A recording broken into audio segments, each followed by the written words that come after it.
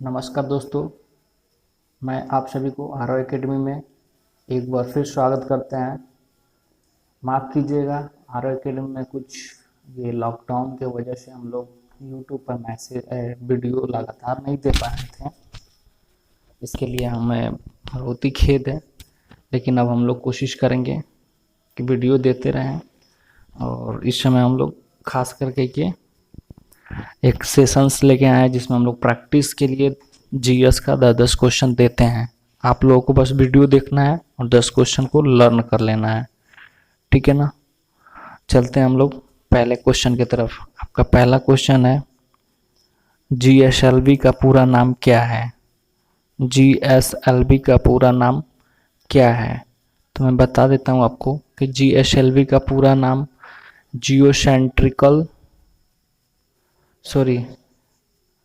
जीओसेल्वी का पूरा नाम जियो सिंक्रोनस सैटेलाइट लॉन्च व्हीकल्स है, ठीक है। इस क्वेश्चन का आंसर ए है। आपको बता देते हैं थोड़ा सा कि जीएसएलवी द्वारा इसके द्वारा उपग्रह 36,000 किलोमीटर की ऊंचाई पर स्थापित किया जाता है। ऐसे उपग्रह पृथ्वी के समान चक्कर कक्ष में लगाते हैं। ये सब उपग्रह ना पृथ्वी के समान चक्कर कक्ष में ऐसे राउंडिंग करते रहते हैं। और इस जीएसएलवी को बता देते हैं कि C4 श्रीहरिकोटा में छोड़ा गया था। जीएसएलवी C4 के द्वारा पहला मौसम उपग्रह मेटसैट का सफल प्रक्षेपण किया गया, ठीक है। इस क्वेश्चन को हमें इतना कुछ मिलता है। ये है आपका श्रीहरिकोटा का जीएसएलवी 4, आप देख सकते हैं अपने स्क्रीन पे। चलते हम लोग सेकेंड क्वेश्चन की तरफ।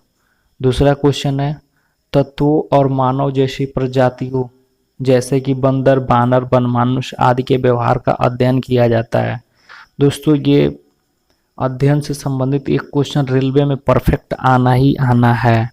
तो इस क्वेश्चन को हम आपको बता देते हैं कि प्राइमेटोलॉजी यानी ऑप्शन सी जो है, इसमें मानव जैसे प्रजातियों, बंदर, मानव, वनमानुष आदि का अध्ययन किया जाता है। अब मानव की बात आई गई है तो थोड़ा सा हम लोग हिस्ट्री के बारे में थोड़ा सा बात कर लेते हैं कि डायोफिथेकस थे जो मानव पीढ़ी का जन्म हुआ। डायोफिथेकस के बिना पूंछ वाले बंदर का वैज्ञानिक शब्दावली है। उसके बाद से रामाफिथेकस जो मानव विकास की प्रथम पीढ़ी थी। उसके बाद से निएंडरथाल मानव वर्तमान मानव की पूर्वज हैं, ठीक है ना। आगे आधुनिक मानव, प्रबुद्ध मानव, मेधावी मानव होमो सैपियन है, जिसको लगभग हम लोग हिस्ट्री में 4000 BC में पढ़ते हैं, ठीक है ना। इस क्वेश्चन से हमें इतना कुछ मिलता है। चलते हैं हम लोग नेक्स्ट क्वेश्चन की तरफ। आपका अगला क्वेश्चन है, नारी प्रस्तावना। नारी प्रस्तावना में निहित गणराज्य का अर्थ निम्न में से कौन इंगित नहीं करता है? यहाँ पे ध्यान दीजिएगा, लिखा हुआ है कि निम्न में से कौन इंगित नहीं करता है। तो हम लोग एक एक आपका पढ़ेंगे ऑप्शंस। राज्य का मुखिया एक निश्चित अवधि के प्रत्यक्ष का परोक्ष रूप से चुना जाता है, ये सही है। राजनीतिक संप्रभुता लोगों में निहित है, ना कि एक ही व्यक्ति में, ये भी सही है। किसी भी विशेषाधिकार प्राप्त वर्ग की अनुमति में भी सभी सरकारी कार्यालय बिना किसी भेदभाव के हर नागरिकों के लिए खुले हैं, ये भी सही है। तो कौन नहीं है? तो इस क्वेश्चन का आंसर होगा डी। इस क्वेश्चन का आंसर होगा। प्रस्तावना में आपको बता देते हैं कि जाति, रंग, धर्म आदि के आधार पर किसी भी सामाजिक भेदभाव के बिना सभी नागरिकों के प्रति समान व्यवहार किया जाता है। यही आपका डी जो है इसको इंगित नहीं करता है। आपको बता देते हैं कि प्रस्तावना जो है, प्रस्तावना 13 दिसंबर 1946 को पंडित नेहरू ने संविधान सभा में प्रस्तुत किया था, है ना। इनकी प्रस्तावना जो है 13 दिसंबर 1946 में प्रस्तुत किया था, लेकिन इनकी प्रस्तावना जो है 22 जनवरी 1947 को संविधान ने प्रस्तावना स्वीकृत कर लिया। ठीक है ना। आपको बता देते हैं कि प्रस्तावना दक्षिण अफ्रीका से लिया गया है। प्रस्तावना में 1976 में 24वें संविधान संशोधन द्वारा कर धर्मनिरपेक्ष समाजवादी एवं अखंडता शब्द जोड़ा गया है। आई होप आप लोग समझ गए होंगे। इस क्वेश्चन से इतने कुछ हमको मिलते हैं। अगला क्वेश्चन, विश्वविद्यालय अनुदान आयोग यूजीसी विश्व का सबसे बड़ा नामक भाषा पोर्टल परियोजना का शुभारंभ करेगा। इसको कौन करेगा शुभारंभ? तो इस क्वेश्चन का आंसर है भारतवाणी। इस क्वेश्चन का आंसर क्या है? भारतवाणी। ठीक है, आपको बता देते हैं कि यूजीसी विश्व का सबसे बड़ा भारतवाणी नामक पोर्टल प्रोजेक्ट का शुभारंभ करेगा। ठीक है, अब बात आती है यूजीसी की, तो यूजीसी की स्थापना कब हुई थी? यूजीसी की स्थापना आपको 1953 में हुई थी। ठीक है ना, यूजीसी की स्थापना 1953 में हुई थी। अब यूजीसी की स्थापना राधाकृष्ण आयोग के सिफारिश पर हुआ था, जिसको बीबी आयोग कहते हैं, यानी विश्वविद्यालय आयोग। ठीक है, चलते हैं हम लोग नेक्स्ट क्वेश्चन की तरफ। कोसी बाढ़ नियंत्रण और सिंचाई परियोजना खालिए में स्थित है, तो इसमें कौन स्थित नहीं है? तो इस क्वेश्चन का आंसर होगा डी। इस क्वेश्चन का आंसर होगा डी, यानी कोसी बाढ़ नियंत्रण और सिंचाई परियोजना बिहार में स्थित है। थोड़ा सा इसके बारे में बता देते हैं कि कोसी गोसाई थान चोटी से नेपाल निकलती है। कोसी जो है ना, कोसी 730 किमी बहकर गंगा में मिलती है। किस में जाके मिलती है? गंगा में। 730 किमी बहकर जाकर गंगा में मिलती है। कोसी को बिहार का शोक कहा जाता है। ठीक है, कोसी को बिहार का शोक कहा जाता है। अगला क्वेश्चन, जब अग्निशमन की नोब को दबाया जाता है तो कार्बन डाइऑक्साइड गैस उत्पन्न करने के लिए में मिल जाता है। तो इस क्वेश्चन का आंसर हो जाएगा आपका सी, यानी सल्फ्यूरिक अम्ल जो है सोडियम हाइड्रोकार्बोनेट में मिल जाता है। ठीक है, इस क्वेश्चन का आंसर क्या होगा?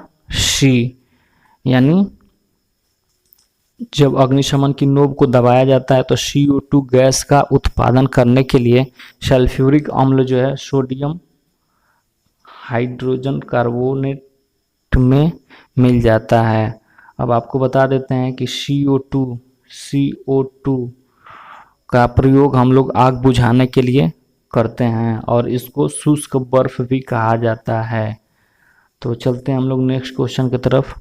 गोवा में स्थित मशहूर चर्च का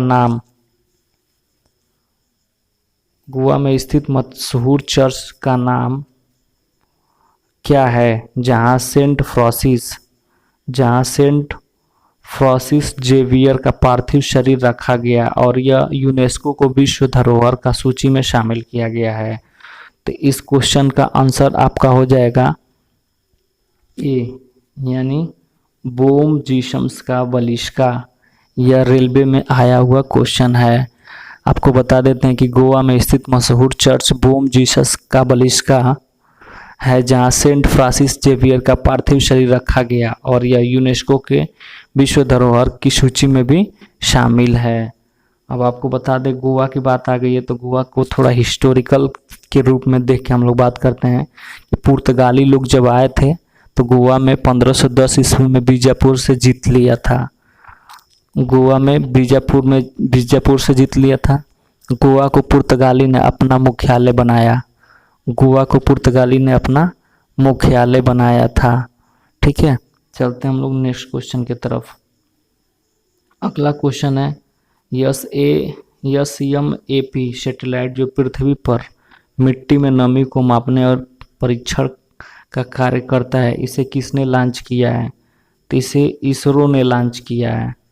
इसे किसने लॉन्च किया है? तो इसे इसरो ने लॉन्च किया है। ठीक है, चलते हैं अगला क्वेश्चन पे। अगला क्वेश्चन है नाट्य शास्त्र एक पुस्तक भारत के शास्त्रीय नृत्य पर किसके द्वारा लिखी गई है। तो इस क्वेश्चन का आंसर होगा सी। इस क्वेश्चन का आंसर होगा सी, यानी भरत मुनि के द्वारा शास्त्रीय नृत्य पर पुस्तक लिखी गई है। ठीक है, आपको बता देते हैं थोड़ा सा कि यह भारत नाट्य शास्त्र का प्रथम नाट्य विद्या पर सैद्धांतिक है। और नाट्य की बात आ गई तो श्री वेद व्यास जी हैं जो कि महाभारत के रचनाकार हैं। महाभारत हो गई तो फिर श्री तुलसीदास जी रामचरितमानस पुस्तक अवधी भाषा में लिखे थे। और आपको सबसे इम्पोर्टेंट बता देते हैं कि जयशंकर प्रसाद जो है आधुनिक भारत के सबसे बड़ा नाट्यकार हैं। चलते हैं हम लोग अगले क्वेश्चन की तरफ। एनोफेलिज